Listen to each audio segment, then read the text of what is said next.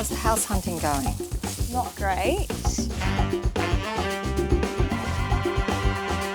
Just keep saving and something will happen. How are you going today, all right? You good? I have a few people to see, guys, so I will see you next Wednesday. Good luck with the house hunting. We're just doing a little documentary on, the housing crisis. You are so familiar. Oh, maybe from TikTok. Okay.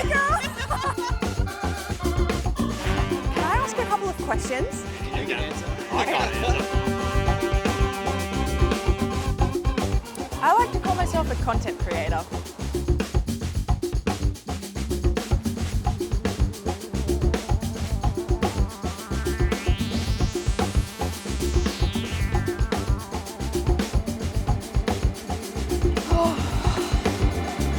Alright guys, well if you've been following my other videos, you'll know I'm trying to get into the housing market, but am I ever going to own a house? Or am I just going to be renting for the rest of my life? Am I the problem or is it the system? So I'm working hard, I'm saving properly. Is the dream dead? Oh. I'm just kidding. I knew he was there. This is Matt, he's a demographer. And a property economist. Are you going to come help me? Sure, you want to get going? Yeah, Go. Let's go.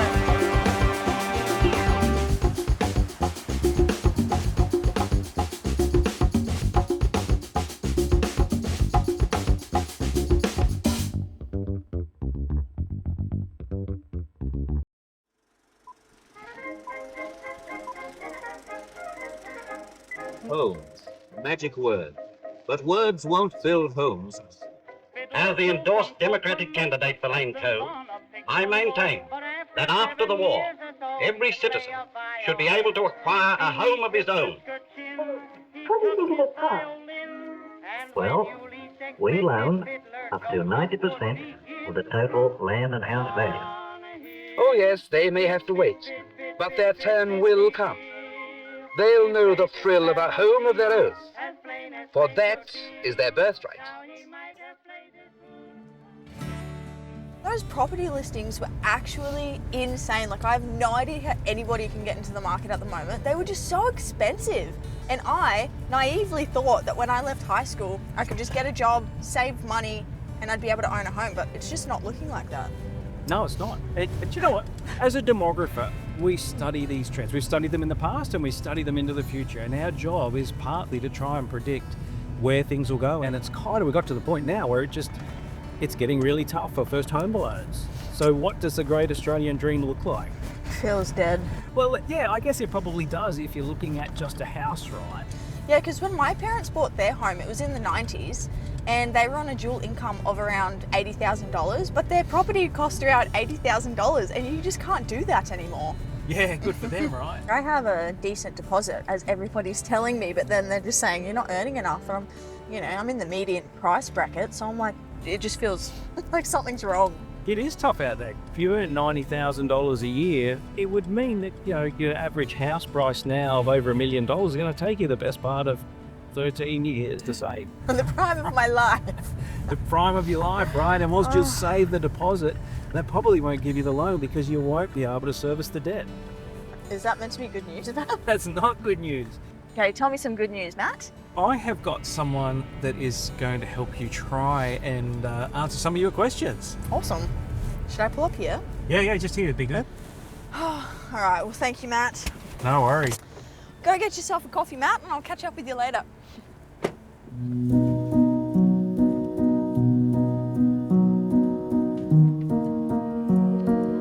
Hi, I'm Kate. Lovely to meet you. Hi, Kate. Cameron. Great to meet you. Got a firm handshake. Thank you. Okay, so I was wondering, how did the Great Australian Dream become a part of our national identity? The Great Australian Dream, it's one of those phrases we all impose our own dreams onto the phrase, but actually historically it was first recorded in the 1950s when we had a massive wave of new home ownership after the war. So it's not a long history, it's actually sort of a modern invention since the 1950s of people in the cities being able to become homeowners. But what's more interesting is it's not really about what it looks like. It doesn't have to be this home. A lot of young people still have that ownership and that identity about their apartment and their townhouses. I know certainly people in my family do. So yeah, it's more about the ownership and the security, which I think is important and which was part of those 1950s political debates that wanted to get that buy-in from the community by creating home ownership. And I think that's still true now, even if the bricks and mortar is a different shape or at a different location. Okay. How prevalent was home ownership before World War II?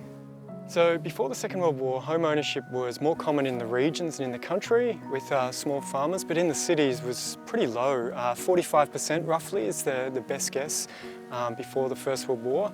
And the big transformation in the 50s was going from sort of mid 40% up to 72% at the beginning of the 1970s. And that's sort of the period that created the Great Australian Dream. Before the war, conditions in the cities were much worse. Slums were the main concern of the government, with overcrowded dwellings, diseases. There was an abolition report in 1937 in Victoria trying to get 8,000 children out of the slums in the city. You know, the conditions were so poor they couldn't store food in their kitchens. They had to hang the food from twine from the ceiling in little pouches and hope that the rats couldn't climb down. The streets were covered in horse manure, very little stormwater. It was a much simpler time. What were some of the living conditions in Australia post-World War II? So in Australia after the war, living conditions did improve rapidly with massive expansion in housing construction, but they were still very basic. The Housing Commission was small, single story, up on short stumps, either brick or weatherboard, 2 or 3 bedroom, 1 bathroom with large families, 5 or more people, and often without sewer, stormwater, driveway fencing or gardening. Sounds scary, to be honest. Well, it's not that scary. I mean, most retirees today in Brisbane probably grew up in a region that, for example, didn't have sewer through the 1960s. It was not until the early 1970s that Gough Whitlam funded the states and the councils to complete the sewer networks in the capital cities. And my parents grew up having to go to the toilet in the thunderbox out in the backyard in the middle of summer, the middle of winter, you name it, and wait for the night soil man to collect the waste the next morning. Oh, that would have been a rough job. Was this what most people would be looking at post-World War II? Yeah, this is actually a pretty good example. I mean, the brick facade's not as common in Brisbane as the weatherboard of what was a Housing Commission home, or very popular designs at the end of the 1950s. We wouldn't have had the hard surface on the street to manage stormwater. The streets would have flooded in the summers. How did we get from a house like this to where we are in, you know, big mansion type houses? Well, there's a couple of reasons for that. We got richer as a country, right? And I think people had in their mind this dream, we want a house on a big block. And remember, people who bought these houses, they didn't leave them as they were. As they owned them for decades, they would expand and improve them. And as they did, the next generation expected more of an expanded and improved dwelling. We got the sewers, we got the garages, the extra cars, the picket fences, all those additions became the expectation for the next wave. And so when the next generation wanted their plot of land, they'd move to the next suburb, but they'd expect the bigger house, the lock-up garage, the extra bathroom, the media room and the pool, all those things that took decades to add to these older, simpler dwellings. Fast forwarding to where we are now, how did the Great Australian Dream get to where it is at this current time? I think the Great Australian Dream, like the Great Singaporean Dream and the Great British Dream and the Great American Dream, these were all creations of the post-World War sort of construction push and welfare state. The housing market, it evolves, it changes. We have different concerns about it at different points in time. And I'll give you my favourite example. A famous visitor to Sydney wrote in their diary on their first day, they wrote, "The number of large homes recently finished and others building is truly surprising. Nevertheless, everyone complains of the high rents and difficulty in procuring a house." Sounds like Sydney, right? In the 2020s. That was Charles Darwin in 1836 when he arrived in Sydney on the HMS Beagle. The population of New South Wales was 19,000 people. So the housing market, right, it always stretches it, it always forces us to adapt, and we're definitely in a cycle now. So I'm really interested to see how the Great Australian Dream evolves. I'm feeling really defeated because I just don't feel like I can see a way of me getting into the market, which is really unfortunate. Look, I totally understand. When I was your age, I felt exactly the same way. I thought, I'm never going to own a home, I'm just going to give up and enjoy myself. It's certainly true now that it is one of the most difficult times to buy in 20 years, so I certainly sympathise with your position right now. It's not easy. Thanks, Cameron. I appreciate you talking to me today. It was great to bump into you, Kate. If you have more questions, can I recommend Guy Gibson? He's helped develop more housing in South East Queensland than anyone I know. Amazing. Thank you. See ya. Take care.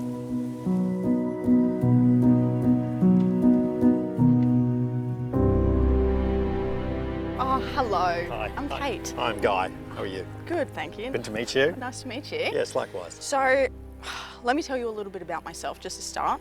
I'm 26 and I'm struggling to get into the housing market like every other 26-year-old at the moment. Sometimes I think, I'm not sure if it's me, like am I not working hard enough, or is it, I don't know, the system? No, the system is broken. The system used to work for the mass market. It doesn't work for the mass market anymore. It doesn't work for people on moderate incomes. You need to be earning like very good salaries, and you need two-income households in order to afford the median product in every city in Australia. Historically, we regard affordable housing as in the order of 3 to 4 times annual household income for the cost of a new home, and now it's 8 to 12 times annual income depending on where you live in Australia. Oh, I'm so glad that it's not me. No, it's not you. I think there's a view that's common amongst people my age, boomers, that if only the younger generation would have fewer coffees and less avo on toast, they'd be able to afford a deposit to get into the housing market. But that's just not the case. The cost of housing has increased so much in the last 30 or 40 years, it doesn't matter how many coffees or avos on toast you deny yourself, you're never going to be able to afford to get into the housing market if you're on moderate income. You need assistance somewhere, either the bank of mum and dad, or we need to do something drastic about the cost base of new housing. I don't know whether you're an unlucky generation or the boomers were certainly a very lucky generation. They're all sitting now on a lot of individual wealth as they get older, and one thing they could do is transfer some of that wealth to their kids before they die. I think you just got virtually hugged by like millions of people. Yeah, I feel like sometimes the boomer generation almost takes it as a dig when, you know, we complain about our circumstances and as if they didn't work hard enough, but it's not a comparison. It's really unfair to blame younger people for not being able to afford housing if they're on moderate incomes and they're doing everything they can to save for that new home. It's just a drastic difference in the ratio of income to housing costs. So it's not me not working hard enough? No, it's not you not working hard enough. Can you come talk to my parents for me, please? I'd be happy to do that. Oh, yes. I mean, the issue is a lot of parents, they have differing ability to help their kids. And I think we're leading to a situation in Australia where there's going to be sort of intergenerational, inequities exacerbated by the fact that, people who've got money and property will leave it to their children. People who don't have money and property now won't have anything to leave their children, and there's a whole cohort there that will be left behind, unable to ever afford their own home. So sad. The issues that we've got are here to stay for a very long time. It's taken us over a generation to get to this point of reduced affordability, and it'll take more than a generation to restore some sort of balance in the system. The first home buyer is being left behind to a certain extent. Okay guys, so I have just spoken to Guy Gibson and he did reassure me that it isn't for my lack of hard work that I can't get a house. And I'm pretty sure I'm not that special, that I'm the only one in this situation. So let's go see if we're all in the same boat. Wish me luck.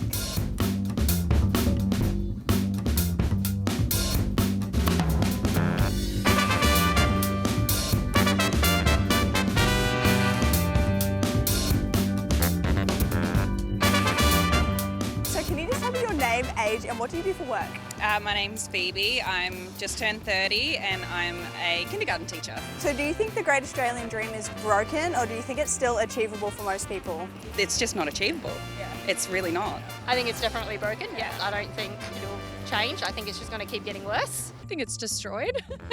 I don't think it's possible for anyone that's within my age bracket or younger trying to get into the market today. Can you tell me about the house prices around here, please? To be honest, I don't understand how anyone actually even gets into the market. I feel like it was to own a house with some land, but now it's just to own anything, really. Yeah. Do you think the Great Australian Dream is broken, or do you think it's still achievable for most people? It's achievable because everyone's dream's independent. Don't compare your dream to somebody else's. It's not broken, it just needs a little bit of fixing. It's always been hard. You've just got to work hard and save your money. Do without. You've just got to do without, and maybe not, your first home shouldn't be a McMansion. It should just be something simple. It's getting a bit out of hand, definitely. All of these tents along the fronts of the beach with homeless people, when's it going to get better? Everybody has a right to a roof. It doesn't matter what it is, even if it's a small place, a unit. Income's getting low and housing prices getting expensive. What do you think to say about the housing crisis? I couldn't agree more, sir. Unreachable. I think it's become a bit class divided. What do you pay for rent on George Street? It's almost impossible to do it as a single. Go in with someone. So you were a dual income? Yeah, okay. Did that make a big difference? Oh, 100%. If you saw the news article, 2-3 days ago, we're touching 700,000 for one bedroom. It's crazy. So do you think the Great Australian Dream is broken, or do you think it's still achievable for most people? If you started a savings bond when you were in the womb, great. But I don't know beyond that. Yeah, I often think I should have bought in 1999. Yeah. The year I was born was a great year, apparently. Yeah. I was 5 then, so should have been doing that instead of preschool.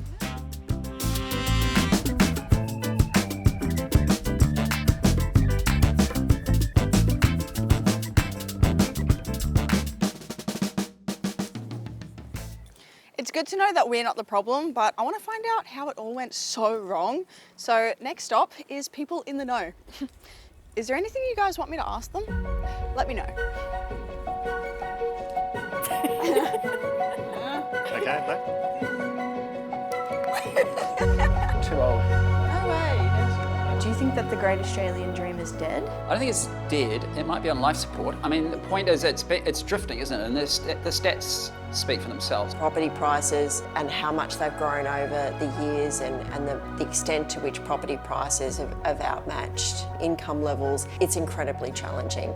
That gap, that disparity between where wages are at and the median house price, it's growing and it's incredibly concerning. Back in your day, the Great Australian Dream was typically, like a Queenslander house with the white picket fence and the Holden in the front yard, and then Holden was no more. So does that mean that the Great Australian Dream is also coming to an end? The Great Australian Dream, as far as every new home owner being able to afford the average new home, is gone. The average age of first home ownership used to be, don't quote me, I think it's sort of in the late 20s, and now it's increasing, it's sort of in the mid to late 30s. Certainly younger people, I think about my daughter who's almost 21, but her and her friends, many of them don't believe they'll ever own a home. And that's a big change from certainly my generation where it was just expected that you would. There's a particular age demographic that are feeling like it's now not the Great Australian Dream, but rather the nightmare. And I think that's something really important that we need to address, because we know that then over time that's going to have massive generational impact. What do you think broke it? The community and politicians who sort of manifest the expectations of the community decided that in the country really preferred safety over dynamism. We made it harder and harder for some people to get a loan. And the problem is, in the past, it used to be people at the bottom, it used to be the poor. People at the bottom were missing out. Now it's increasingly the people in the middle who are missing out. It's the apocryphal sort of nurses, school teachers, police, essential workers who can't afford a home. So would you say that the Great Australian Dream is broken?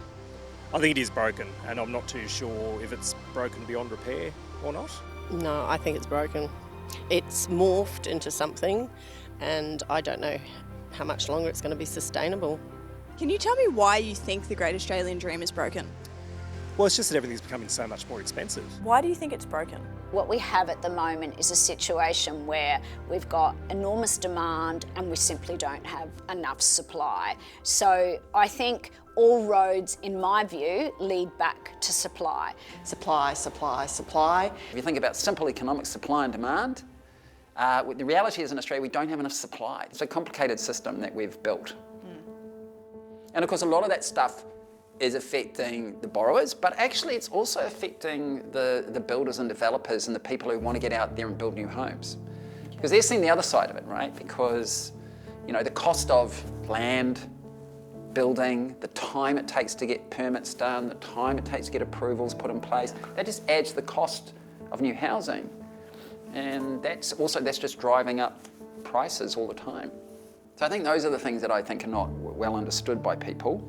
People are frustrated, but there does need to be a broader community discussion around this, because I think a lot of this is completely unintended. In fact, the intentions around nearly all of the regulation were very, very good. They were well intended, but it's come at this cost, and nobody really wants to link the two. I mean, I understand it can look self-interested or conflicted, but it's actually just thinking about the overall system here to say, this is what we actually all consciously signed up for.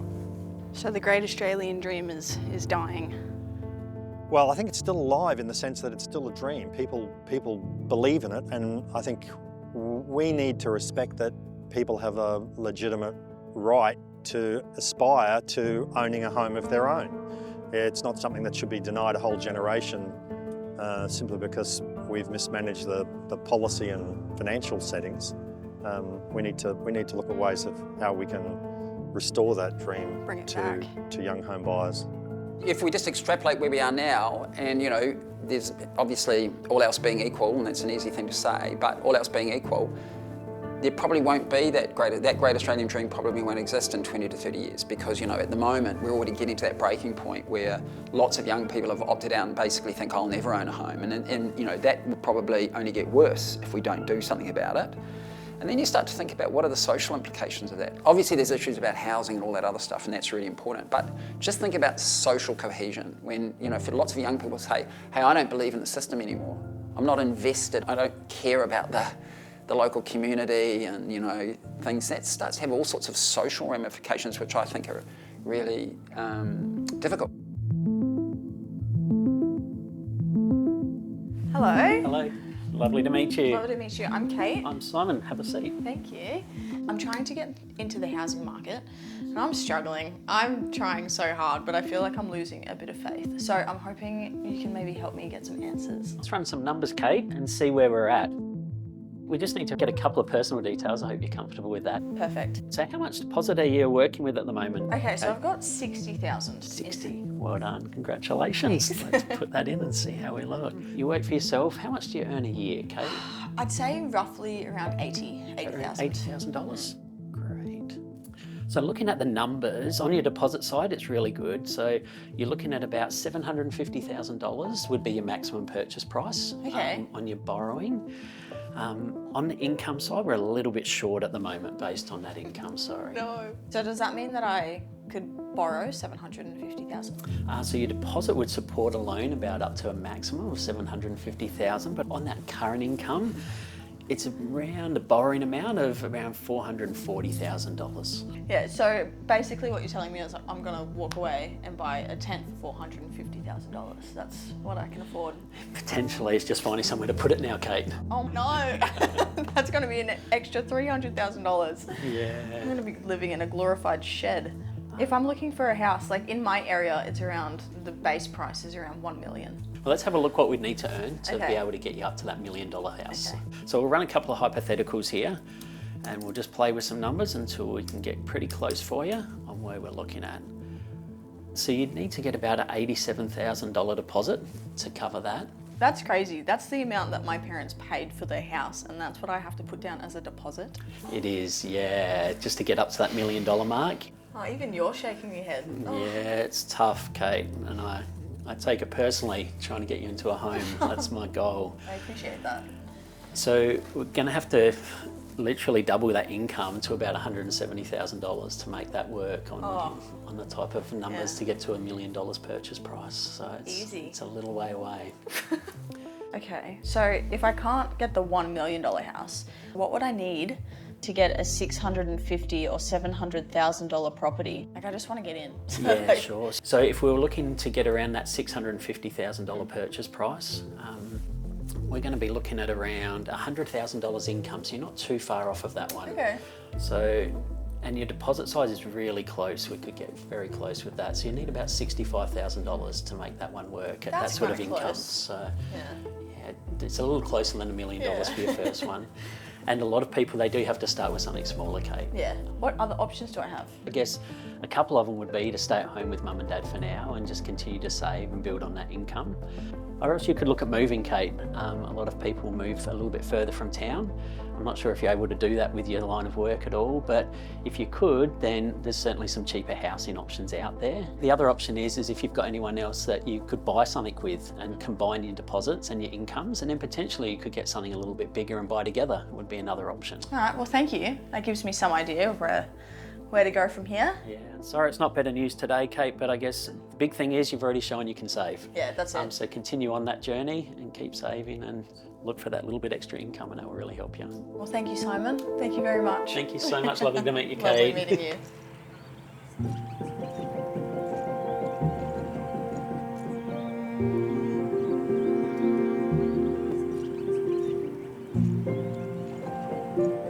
Oh, hey, Matt. How's it going? Yeah, good, Kate. How are you going? Yeah, pretty well. How's the journey been? You've been and seen a lot of people. I have, and I spoke to a mortgage broker and he told me that I had to raise my annual income to $100,000 a year, basically to get a $700,000 house. And it's just so hard. I just don't know how we've got here. And why are you playing Monopoly by yourself in the park, or is somebody else here? Well, no, I thought I'd bring out the Monopoly board and explain to you how we got into this mess and what your options might be if we think about it as a game, knowing that it's not, of course. This will explain Southeast Queensland pretty quickly. So visually learning. Exactly. Okay, I like Monopoly. So think of the board as Southeast Queensland. We had the regional plan introduced in 2005, which constrained where we could develop. But that wasn't a problem back then because we had plenty of land and our population, if we think of these little pieces as our population, were growing at a reasonable sort of rate.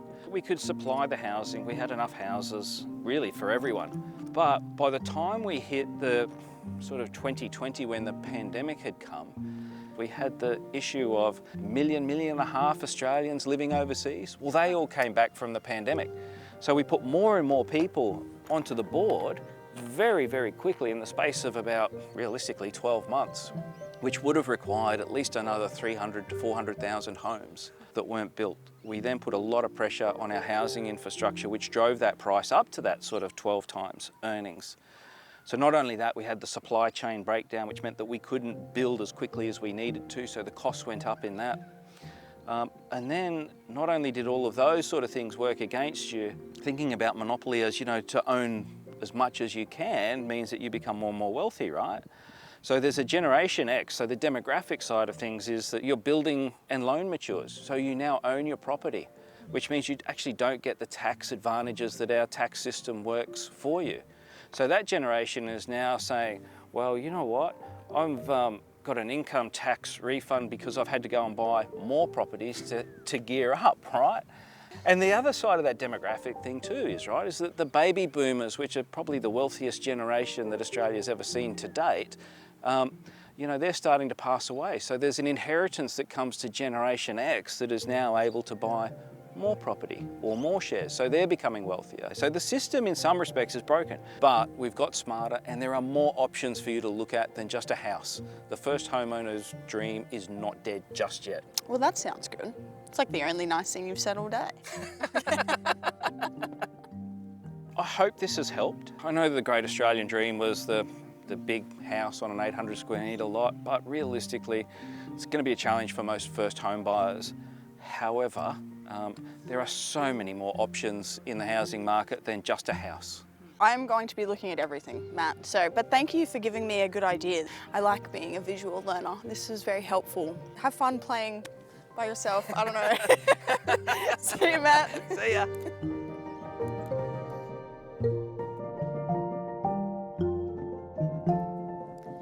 Okay, so I've got some pretty good insights as to why the Great Australian Dream isn't working. And I'm hearing Simon's suggestion to look out west, and I'm hearing Matt's to look somewhere in the middle and to maybe look at different housing options. So I'm gonna go speak to a builder and see if maybe there's some cheaper new inner city apartments, and then I'm gonna go talk to a civil contractor to see if maybe there's some cheaper alternatives further out. I mean, surely we have so much empty land that it might be a little bit cheaper. So I'll keep you updated.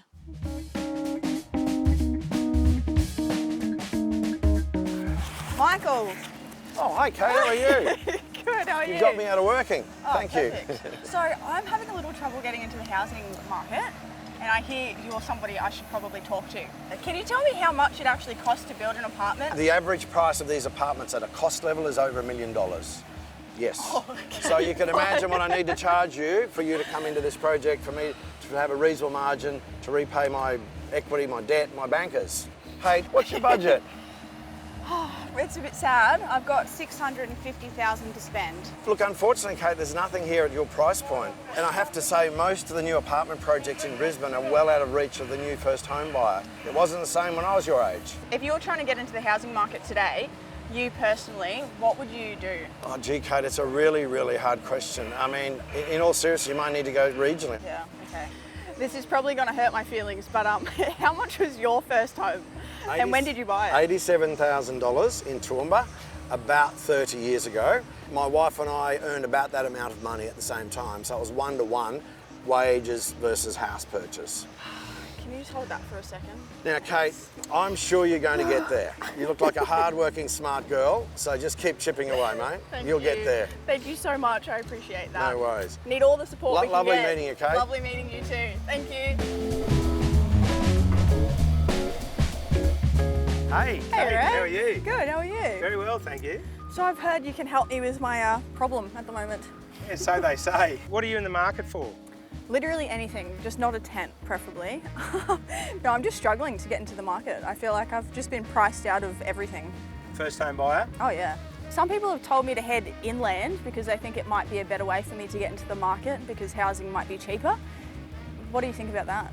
The land that we're producing now, it comes at a cost infrastructure-wise. So, and as land gets pushed out further, the cost of that external infrastructure goes up. So it's things like water, the water you drink, sewer from your showers and toilets, and the roads to actually get to your block of land. Give me some numbers, Ray. Like, what am I actually paying for infrastructure? You know, you're talking maybe $1.5 to $2 million a kilometre for a trunk road, $1 million a kilometre for sewer, and maybe $500,000 a kilometre for water. So the further you go, the more the cost. So heading inland isn't totally the best option.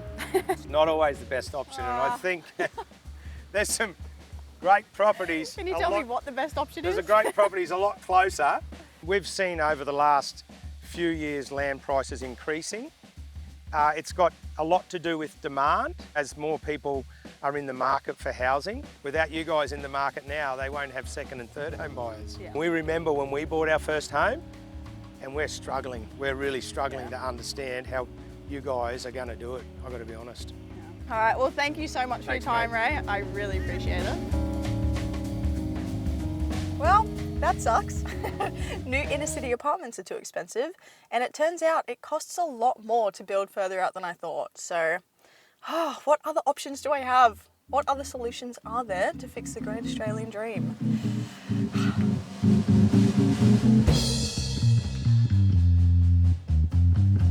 So how much did you pay for this plot of land? And did Mum and Dad go guarantor? Well, at least somebody has intergenerational wealth.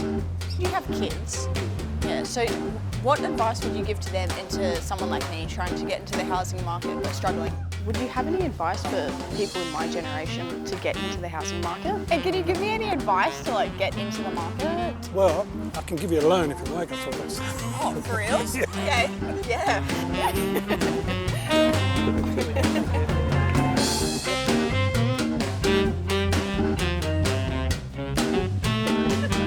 Here goes nothing. Hello. Hi, I'm Kate. Nice to meet you. I'm Sam. Great to meet you too. So I'm struggling to get into the housing market and I'm coming to look for answers. So can you help me? You have come to the right place. Oh, amazing. Welcome to the People's House. Come on in. Thank you. Now, we really got to work on the security in this place. Anyone can just walk up and get into I those just big walked doors. straight through. It's ridiculous. Yeah. Have you been to Parliament before, Kate? No, I haven't actually. Not even in year 6? No. Wow, okay. Yeah, I had local MP. I had a dodgy primary school.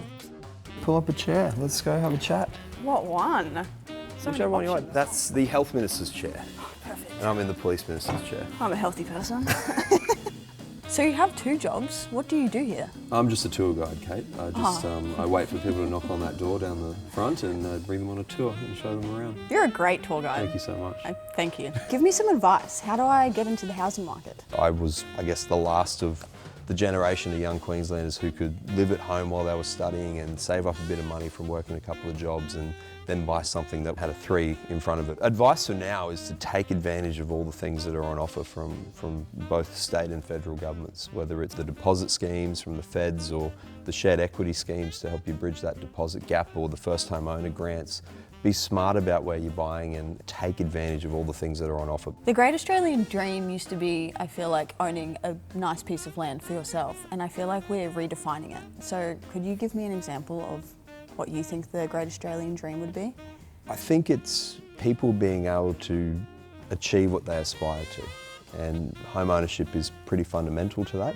It's the foundation of our communities, it's the foundation of having a family and raising kids. It's the foundation of so much in our society, and if people choose that aspiration, they should be able to achieve it, and that's just slipped out of reach for too many people. We've got the lowest rates of home ownership in the nation in Queensland, and we've got a clear commitment to turn that around, to become first once again, and it's going to take a lot of change, but we're really determined to make sure we achieve that. We're working across the system to make sure that if you aspire to home ownership, you can achieve that dream in Queensland. Are there any types of houses that they should be building more of? It's all about having a diversity of supply, whether it's things like terrace homes or duplexes. It's all about getting the right mix, and there's no silver bullet. It all matters to increase supply and to make sure we have that diversity of supply. I think that diversity, we know as planners and we know from experience, are really important, and yet sometimes that is hard for a broader community conversation about housing, because there's also the fear of change. We need choices to fit different demographics, different backgrounds, different preferences. Diversity might mean smaller block sizes that are more affordable. It might mean an extra couple of stories in an area like this, or it might mean opening up some more housing at the edge of an existing housing area. If you could give advice on like what you would, tell someone to compromise, would it be size, would it be location? What would be like probably the one thing you would recommend to compromise on? I feel like that's got to be a personal choice, but to me, what are your values? And the values, I think, will dictate that. If we think about the places that we love or the suburbs that we might choose to live in or want to be in, often they're the ones that we love because they're diverse, because they have all the different housing options, and they have cafes, and they have schools, and they have health, and they have the opportunity. When you put it like that, that's actually not too bad. Like, I would not mind walking downstairs and having my cafe there. What are one of the ways we could reinvent or fix the Great Australian Dream? We need to increase diversity to meet our changing needs for our community. We no longer have a dominant household type, the 2.4 kid family type scenario. We've got a lot broader community, single person households, double income, people living at home, retirees and family types. We can't just keep delivering the 1950s model when we're not a 1950s community. We are a lot more diverse than maybe we used to be, and yet actually the types of housing that we're producing is becoming less diverse than ever. I think a lot of the houses being built in the outer suburbs are too big. We joke about McMansions, but it's realistic. We're building houses that are far too big. So I think we have to change people's expectations, young people's expectations of what a house is. A house is for living in. Houses now have butler's pantries. Nobody has a butler, but I don't know what you do with the butler's pantry.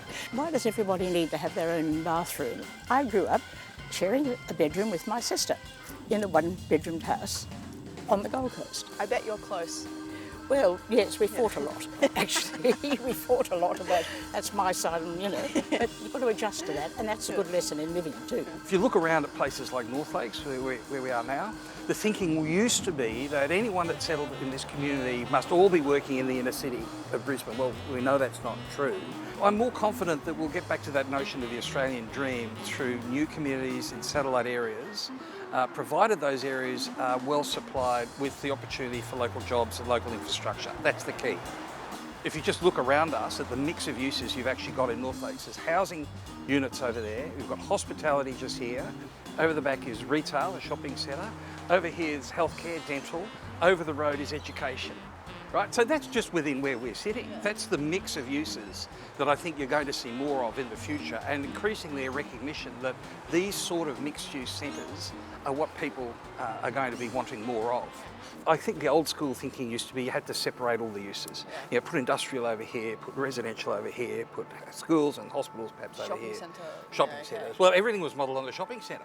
Once upon a time, there was always a corner store near houses, and the corner store was a real community centre. People would gather there, women of course, because they were the ones who were at home doing the shopping, and have a bit of a chat over the butter or the milk or whatever. And now, of course, people are doing their shopping online, so you've lost that sort of gathering place, and it just makes such a difference. We need to now think much more seriously about how we create amenable places in the suburbs, because people, I think, are going to be spending more time in the suburbs living and working and playing, and there will be more people wanting to be in the suburbs. We've seen what's been going on in New South Wales with places like Parramatta and Liverpool, where the entertainment's been decentralised. It used to be just in a city and the eastern suburbs. Now it's sort of a spread out thing across Sydney as people now want to go out in their local area more and hang with their local communities. It's important that Queensland and Brisbane, we look at those trends and make sure we're not missing out on opportunities. When we're talking about new housing, that we don't just think about the housing and bricks and mortar, we think about what's the experience, what's the lifestyle, what's going to drag people that area, and what's going to create, you know, a real sense of community. It's probably the secret sauce for me. Historically, what have people's preferences been towards amenities? Well, I think historically they weren't given much choice, to be honest. In a lot of cases there was the larger block with the house, which suited a lot of people because it gave flexibility. You could put in a pool, you could put in this and that. Affordability also plays a part in that though, whereas housing was a lot more affordable back then. Now it's not, so the question is, do I really need those amenities, or could I get it from somewhere else? You need to look beyond just the house. I was involved in the original planning and design for South Bank and Rama Street here in Queensland. But my passion is the public realm, the open space, the streets, the areas that beyond the buildings, and how they kind of add value to the buildings and to people's lives. You're looking at a place to grow and bring up a family. You want to have access to, you know, playgrounds and parks. You want to have leafy green streets. Where can the kids play? Where can I go for a walk? Is there other facilities like local parks? Can I get to a bigger space? Can I get to the wilderness, you know? Can I get, well, the beach is the wilderness, Okay. or the bushland, or a waterway, you know? I think it's important to look at where you think you're living and ask yourself, can it grow, you know? Can it evolve? So it's not just a piece of land with a house on it. It's a community that grows, or, you know, it's a garden or it's a landscape. It's all about, you know, they're the kind of key words to me, evolution and growth. Having an area where you could have a night market or a cultural festival or just a place to hang. It's important. It's got to be safe. It's got to be well connected to public transport. It's got to be well lit. Art can be used as well. Evidence points to where there's art and creative spaces, the hang time's more and people feel safer. You know, if you build great areas where you've got these things, people will hang and people will stay and develop those strong community relationships. Shared spaces and living in residential communities where we have something like how we have here is a great opportunity just to see the opportunity of how people can interact in these small little pocket parks. It's a wonderful sort of innovation that we've started to see. Yeah, it's really cute. I love it. You've got like a garden and a beehive and... Yeah, it's great to see people personalise the space as well. Like you've got beehives, you've got pots. People really obviously have taken ownership of this, which is lovely to see. I've seen a lot of new developments where it's, you know, a lot of houses and then one big park. But what are new developers doing differently? Well, I think this is a lot of the criticism from people that live in that estate, that there's no trees around, that the roofs are touching each other, etc. And the park is often designed for a one-purpose park. The opportunity really, and we're starting to see it, is a breakdown of what might be that 1 hectare park into smaller pocket parks, which creates a tree canopy through the community, but also provides that connection so that you're never that far away. So once I'm 200, 300, 400 metres away from the park, I'm not going to walk down there. I'm going to avoid it. Whereas if I'm at the end of my street, I have a lovely little local park that I can go and read a book or catch up or walk the dog, then it's a lot more usable. And I think that's the real advantage that we're seeing now. Hi, I'm Kate. It's so lovely to meet you. Lovely to meet you. I'm Caroline. Kate. The one and only Caroline. Very nice. Okay, Why have you brought me to West End? So in Brighton Road in West End, there is something for everyone in terms of housing, and that's why I think it's really interesting and we can learn about this in terms of how we move forward. So if you look around you, you'll see such incredible diversity of housing. So you'll see apartments, there's retirement village further down, there's community housing, there's, you know, detached housing, there's even terrace housing further up. So over time, this street has really changed and accommodated different household types, different price points and different needs. And the result is a really fantastic community that is close to transport and services and places where people can walk and get to shops and schools easily. So it's really about being able to see how we can make our suburbs different in the future by adding in housing diversity. Okay, very nice. Have you got a surprise house for me here or something? Well, well, it depends a bit on your taste and your budget. But for you, it might be an apartment, a nice apartment building looking back over the street there, down the road there, or it might be, you might aspire to one of the big mansion houses that are further up the street. I'll take anything. Yeah, that's it. Or there's some great little terrace houses, which are really unusual. Yes, they have. So that's because they provide affordable housing at a really good density, but people can have backyards and gardens as well. But look, I really want to take you to some really lovely attached housing from the older part of Brisbane in Petrie Terrace, really pretty attached housing that I think you'll really like. Okay, let's go. How good are these little treasures? Bloody beautiful. This is what I wanted to show you. We didn't get terrace houses back until kind of around the 80s, the 70s and 80s, so it took nearly 100 years for this form of housing to come back into the market. But it's such a great alternative. So you get more people living on a block, you've got people being able to have their own garden, own their own home and not have to be part of a body corporate. There's lots of advantages to terrace houses and we definitely need to see more of these around Brisbane now, particularly in the context of our housing crisis. Yeah, they're beautiful. Yeah, they're crackers. And this is a great model that I know is being built as part of the housing diversity story in new communities. And if you look at what was happening in Brighton Road with all of that mix of housing, the master plan communities of the future are really learning from that lesson about the different price points, the different housing needs that people have for their different life stages. And this is just a good example of how we can learn from the past to make the better, more affordable cities and housing of the future for you guys and for your generation. Thank you. More affordable is where it's at. That's what we want, isn't it? It's what we all need.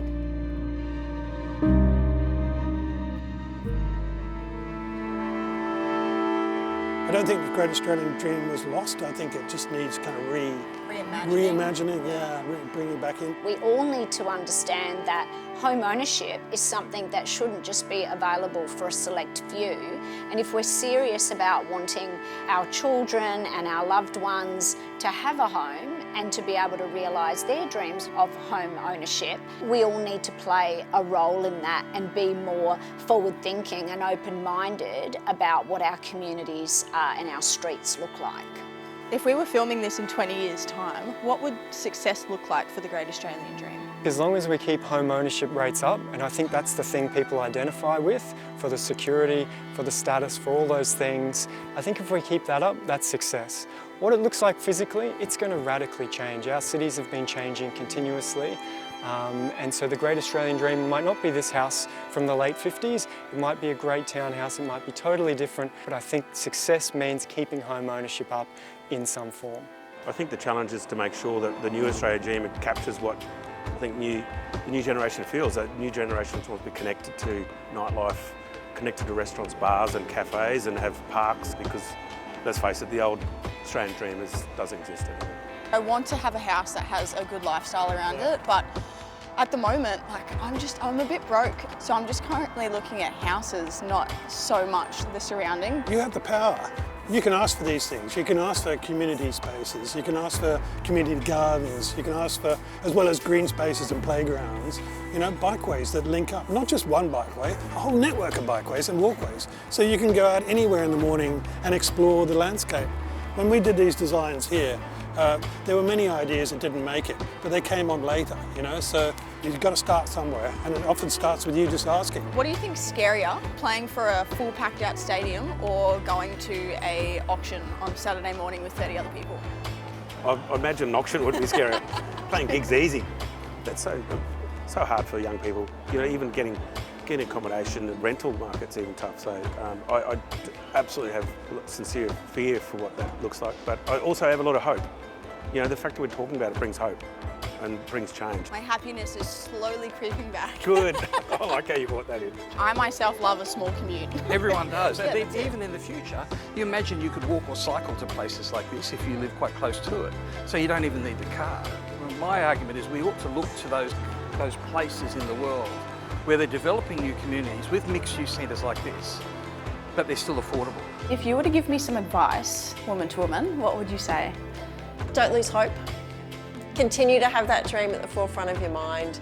Have a good understanding about the options that you'd really prefer, the trade-offs that you're willing to make. There's other programs like First Home Buyers Don't Pay Stamp Duty in Queensland, which again is a great start. It's not the whole answer, shared equity is not the whole answer, infrastructure funding is not the whole answer, but all of these things combined are really starting, we hope, to move the dial. Through your eyes, what does the Great Australian Dream look like?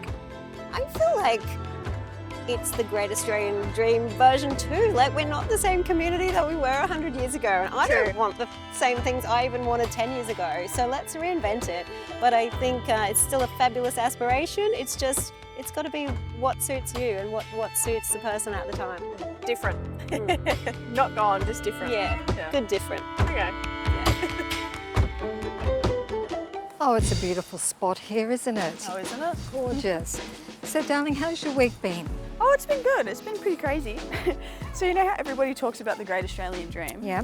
This week I've gone on a bit of an adventure and I've actually spoken to a bunch of people. I've spoken to industry professionals like demographers and town planners and architects, trying to get an idea of where the dream has actually gone and where it's going. Oh, wow, it's great. I know, and I realised that I am not the problem. It is definitely the system, which is kind of nice to hear.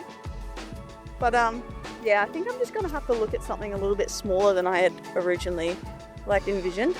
I prefer the idea now of having something more community-based and more about my lifestyle, rather than, you know, having 4 bedrooms just for the sake of having 4 bedrooms. So yeah, I'm feeling a lot more positive. Oh, that is wonderful, love. That is great. Yeah, there are other options out there than just a house.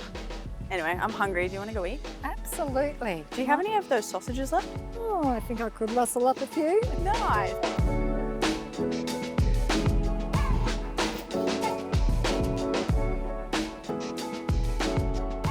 Well guys, I hope you enjoyed the documentary as much as we've enjoyed making it, and I have to tell you, I've learned a couple of things along the way. I realised that it's not us. We're not doing anything wrong. The system's just broken, which isn't exactly comforting, but at least it explains why everything feels so hard. And there is some hope out there. When I started this documentary, I honestly thought that the goal was a standard 4-bedroom place like my parents had, because that was the dream, right? But back then, a house cost about the same as what they earned each year as a couple, and now it's 8 to 12 times that, so a slight difference. Somewhere along the way, it clicked that I don't actually need a giant house. It's just me and my partner. We don't need 3 spare rooms gathering dust, and as Sally Ann said, I don't have a butler, so I don't need a butler's pantry. It's probably a bit unnecessary. If I bought a massive place, I'd be paying a lot for space I'd barely use and making home ownership even harder and more out of reach. Owning a home is still important to me, it still matters a lot, but I've realised that the Great Australian Dream shouldn't look the same for everyone. It can be different sizes, different types of homes, whatever suits where you're at in life, and honestly, the neighbourhood matters just as much as the house. Like parks and walking trails and events and night markets. A place to actually live your life and keeping things like work close so you don't have to spend your entire life in traffic. So if you've learnt anything from watching me try to figure out how to get into the property market, I hope it's this. Know your numbers, know your options, and really think about how you want to live your life and what the right fit is for you. Because yeah, it's harder for us than it was for our parents. but we've got to start somewhere. And I'm not planning on paying off somebody else's mortgage for the rest of my life. But just because it's harder doesn't mean we can't have our own version of the Great Australian Dream. It might just look different.